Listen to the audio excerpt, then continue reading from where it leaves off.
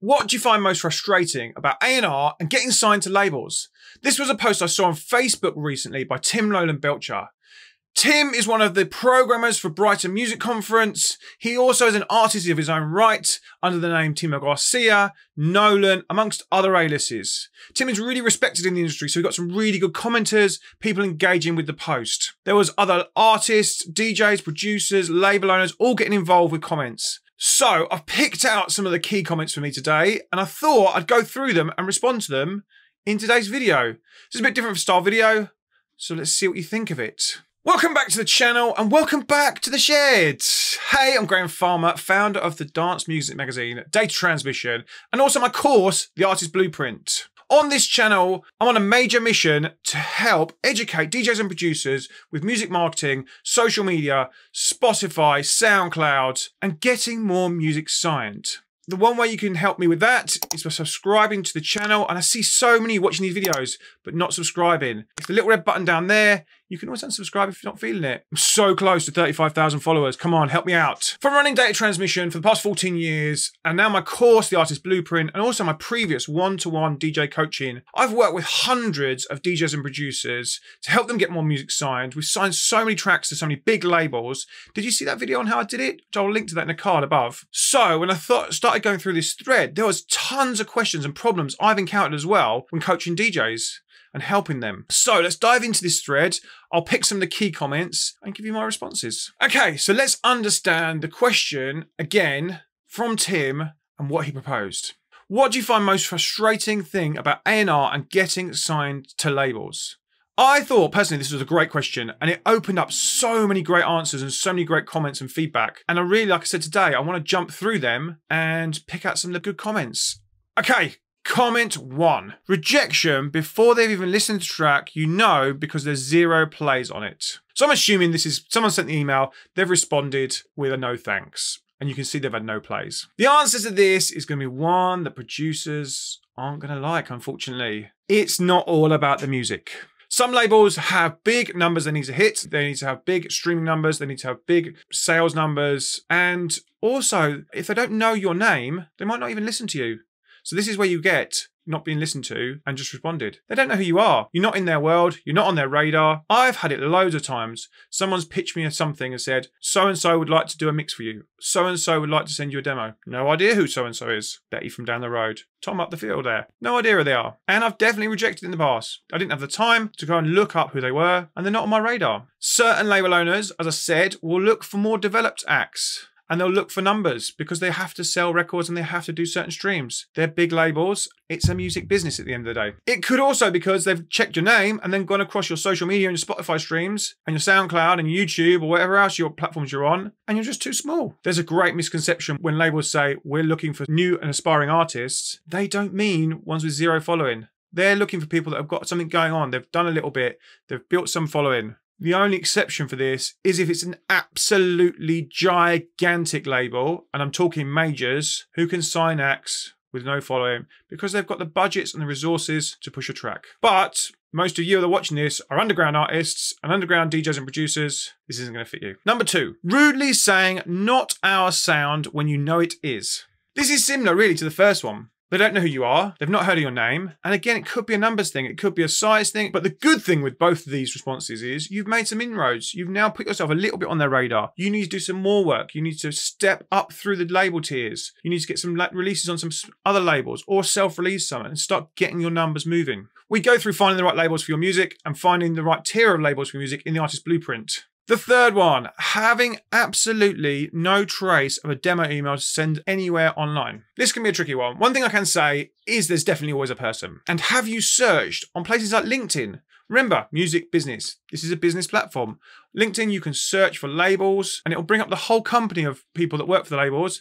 And then you can actually find the A&R. If you use a little plugin for Google Chrome called Rocket Reach, you can actually find their email as well, which really helps. Have you DM'd them on other social media? Have you asked for an intro for someone that, if you know someone else on the label, can someone else intro you and introduce them to their label A&R? That's much more stronger, and you're actually going to pop yourself right up the feed in their emails because someone's basically vouching for you. Are you working with a team like Data Transmission's team that has direct access to loads of the label owners and can help you with that network like we do on the Artist Blueprint? Number 4. Actually, one thing that's pretty frustrating, and I've spoke to quite a few producers that say the same. Since the world has opened back up again, it's gone back to being almost impossible to get a listen with the bigger labels. Over lockdown, it was a little easier, maybe having more time factor, but it was definitely a better success rate to get heard. This is, again, another tough one. There has definitely been an influx of the bigger labels getting music from artists and DJs and producers that sat on music in lockdown and were waiting for the world to open up. The labels regulars, the people that always have been releasing with them before, the bigger kind of middle tier artists,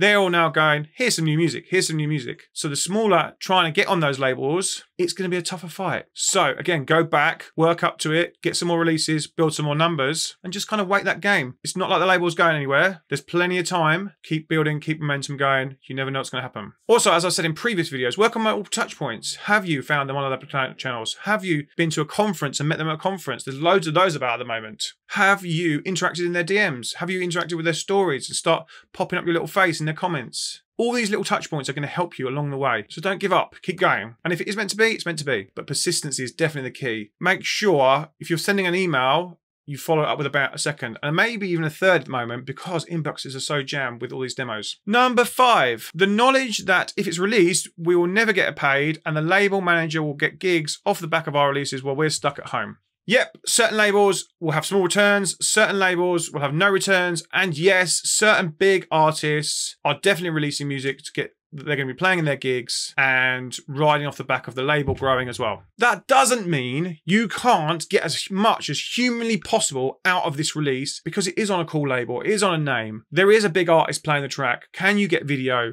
Can you be persistent? Can you keep messaging them? Oh, get us a video. Can you get us a video? Can you get us a video? Have you spoke to their tour manager and met their tour manager? Can you get us a video of this track? Here's what it sounds like. If you think only 2% of your audience might see a post on social media about your new release, you need to keep posting and keep coming up with ideas of content to keep promoting that release and keep that release out there. 20, 25 pieces of content to push it on one platform. So what are the ideas? Don't ever think of it as spamming if you're constantly talking about a release and constantly coming up with new ideas to promote that release or ways to connect your music to those fan base, or maybe it's a different type of video with your music attached to it. Always keep coming up with ideas to push this music. Because like I said, certain people might be online at different times, might see the content, might not see the content. You've just got to keep pushing. And who cares what they think, really? Even if they do think it's spamming, you're just doing your job to push your music and get the most out of it. The other thing with releases is you may want to run social media ads to help your releases grow, to help your streams grow, to help your playlists grow. And this is something we go heavy in the Artist Blueprint. And we push that to the max to help those releases get the most out of them. Remember, again, it's a music business and the business thrives on streams and sales. So the more you're helping it, the more you're going to work with that label in the future and the more it's going to help you. Number 6, new flash in the pan A&Rs who dismiss your track and put bro at the end of it. Nah, you're not my bro, mate. Or rudely saying, not our sound when you know it is. Bro! This is how people speak. If you want to work on these younger, cooler labels with younger A&Rs, it's the terminology of the moment. Get used to it. Or don't be on those labels. Find other labels with older label heads that call you, hey sir, hey madam, bro.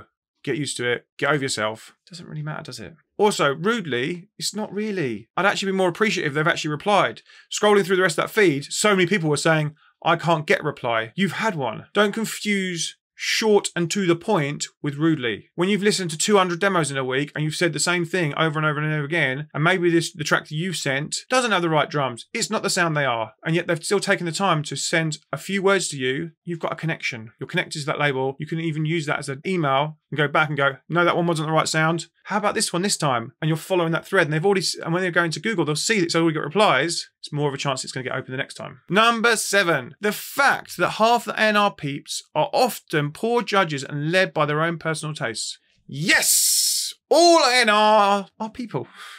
And people like certain music and they're subjective. Also, all A&Rs from a moment of time have been making this up as they go along, and it's whether they like the music and whether they can hear this sales in it, whether it fits with what they're doing. Some will obviously think about sales and business, some will think about dance floor, some will think about how it's going to be played in a club. There's so many factors when you're trying to sign a record. It could also even be when they've listened to it at the time of day. If it's a smaller label, make sure you send it in the morning. Get that person to listen to it first thing when they're fresh. If it's a bigger label, you're going to have a kind of waiting game, and you might get a listen when they're not into that sort of music. It might just the way it is. Some things just don't fall. You could even consider waiting 3 months, renaming the track and sending it again and having a second pop. They will have been sent so much music in those 3 months, they will have definitely forgotten that track, and it might even get signed. I've heard of stranger things. As I said, it's personal taste and it's subjective. Just roll with the punches, try another label. Some other label might really love it and then put loads of weight behind it and it becomes a much bigger thing. Camel Fat's Cola nearly didn't get signed, and that did 1 billion streams because it was listened to on maybe the wrong day. Fortunately for us, it was picked up, and the rest is history. Number 8. I think mine is knowing that the biggest labels already have their core roster of artists and aren't looking for anyone new to join, and already have over a year's worth of releases stacked up. So even if my music sounds like it would fit, and is as good, if not better than, what they're releasing, I have no chance of getting signed. This is a great one. Firstly, yes, labels are packed up, and yes, they will have their regulars. But if you've gone through some of the other things we've talked about, and you have good numbers, you are doing good streaming numbers, you have got active social, and you have got a banging record, then labels can only say no. A banging record is still a banging record, and labels will definitely find a home and a space to make it fit if they can see it doing what they want it to do. So it doesn't mean don't email them. Keep knocking on the door. Keep being persistent.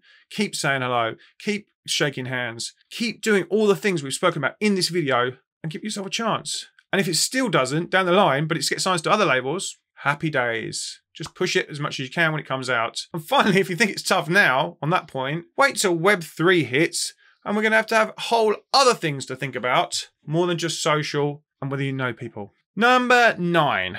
My main concern is seeing so many tracks that only have a shelf life of no more than a month. Cool. This is definitely a sales thing.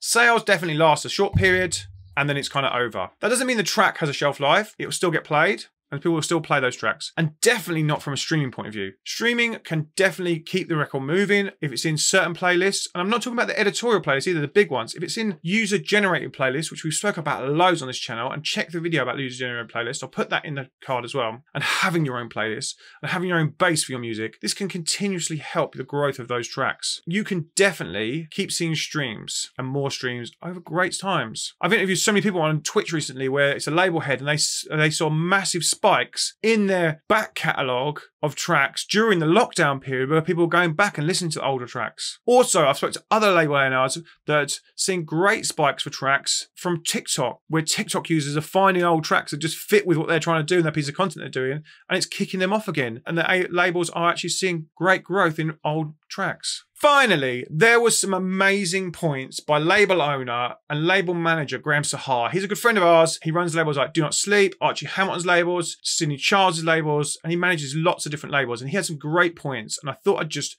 read these out to you so you can understand from a label's point of view as well. Get your Spotify stats up. It shows the paying public want to hear your music. A #1 Beatport doesn't mean what it used to do, as no one buys music except DJs. If they come to your gig, they'll want guest lists and free drinks. Promoters want paying punters. Punters don't buy music. Streaming is everything now for a touring DJ. He also said, I have to sell records to editors at the streaming platforms to make the most of it. Get banners and editorial features from those platforms. The artist needs to sell them to me first for me to sell them on with what I have. Artists need to bear in mind that only DJ download stores care about the label. Everything now is artist-led.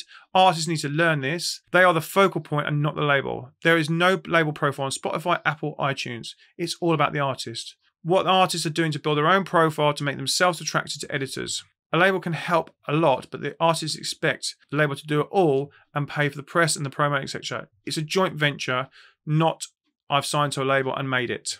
Do you struggle getting music signed? Do you want to work with a bigger network and a bigger team that's connected to lots of the labels in this industry? Do you want to work with our data transmission team and be part of our crew? Well, you can do, and that's what we do with the Artist Blueprint, my course. And to do that, we need to find out whether you're ready for it. And that happens via a discovery call. I'm going to ask you a ton of questions to find out where you are, where you're trying to get to, and everything about you. Then if you're right and like the sound of it, we go ahead. If you'd like more information and just book a discovery call, click the link in the description and let's have a chat. Thank you for joining me in the Disco Shed today. And if you got some value out of this and enjoyed this video, let me know what you took away from it in the comments below. Give the video a like if you enjoyed it. It really, really helps me and the YouTube algorithm to get this video out to more DJs and producers to help more people. Also, if you're feeling it, give it a share, send it to some other DJs. YouTube is going to recommend you another video, which is going to help you with your development. From me, I'll see you again next time. Hey, I've been Graham Farmer. I'll see you soon.